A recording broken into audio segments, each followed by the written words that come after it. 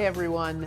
While it may only take 4 simple pantry ingredients to make, homemade pasta can even intimidate the most experienced cooks.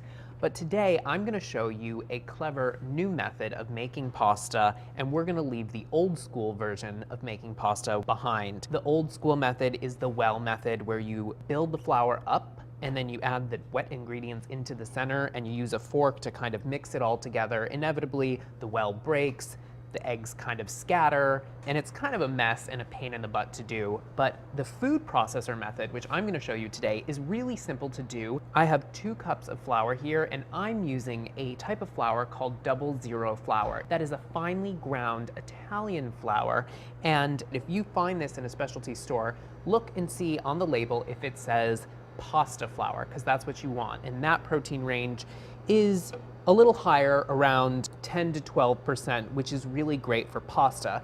Now, if you can't find this flour, you can certainly use all-purpose flour. It's just going to be a little chewier, your pasta dough, so be aware of that, but you can certainly substitute it. So 2 cups of flour, a hefty pinch of fine sea salt here so that there's no granular texture within your pasta dough, and now 3 eggs. I'm going to crack my eggs on a flat surface, not on the side of the bowl. If you crack them on the side of the bowl, the shell kind of goes up into the egg and you have to fish it out. So 3 whole eggs right into the food processor here, and a scant tablespoon of extra virgin olive oil. This pasta dough recipe uses whole eggs. There are lots of different versions and variations of pasta dough. Some really rich and tender pasta doughs use only egg yolks, but use a lot of them. This is a great all-purpose pasta dough that's sturdy, but also wonderfully tender as well.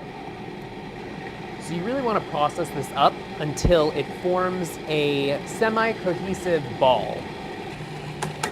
If it's a little tacky, make sure that you spread enough bench flour onto your surface so that it doesn't stick to your surface.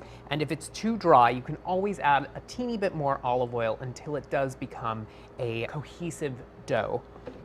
That was so easy. It came together in like 30 seconds.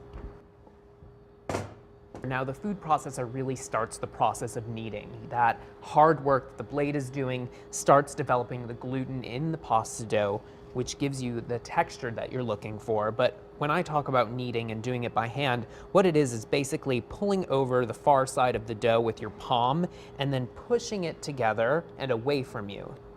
So I'm going to do this for about 3 to 5 minutes. So the dough is no longer tacky, it's elastic, and I'm just going to form it into a ball. And if you move the dough to a surface that's not slippery, sticky, or coated in flour, you should be able to roll the dough, pushing down on the dough with the palms of your hand while rotating your hands. And you should end up with a nice round ball just like that. Wrap this in some plastic wrap. This sits out at room temperature for about an hour, or you could rest it in your refrigerator up to overnight.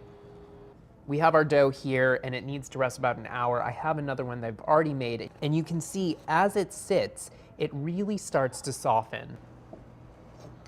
So I'm going to take about 1/4 of the dough here to start with and keep the other pieces well wrapped, because pasta dough will really dry out. If you are using a method where you're refrigerating your dough overnight and using it the next day, bring it to room temperature before you do this. You could roll this out by hand with a rolling pin. There are other devices out there in the marketplace where you can attach it to your work surface and hand crank it yourself. I love the attachments that fit on the stand mixers here. It really makes easy work out of this job here. So I'm flattening my pasta dough just like this, have the setting at the widest, which is technically the lowest number. So this is on setting number 1. Turn your speed to very low. And I'm flattening out the dough so that it will fit easily through the thickest setting on the attachment. So once you pass the dough through the first time, what you should do, and this is a little trick here, to get your pasta to turn out in nice long rectangular sheets, if you're using this for lasagna or something like that, fold it into thirds so that the tapered ends come into the center. So you're creating more of a rectangular shape here, and now you can pass your pasta dough through your attachment and it will keep somewhat of a rectangular shape. So I recommend that you pass the dough through the same setting twice before reducing the setting down to a thinner setting.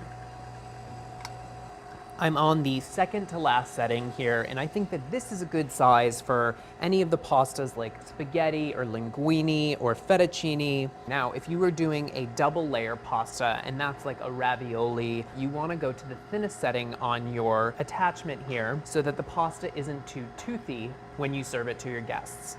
So if your pasta gets a little too long, like it is right now, you can certainly cut it in half and pass it through the machine in a smaller sheet. But this looks good to me. And I'm going to make fettuccine today. And you can fold your pasta up a little bit here. Make sure that you use a little bit of flour so that it doesn't stick together, because as the pasta dough sits, it will start to stick. And now cut your pasta. Don't apply too much pressure because you don't want it to stick together on you. And gently fluff it up. In no time, you have fresh, homemade pasta that you can serve any night of the week. If you have any kitchen conundrums that you need solved, write in the comment section below or reach out to me using the hashtag kitchen conundrums, and I will solve whatever kitchen problems you may have. Enjoy.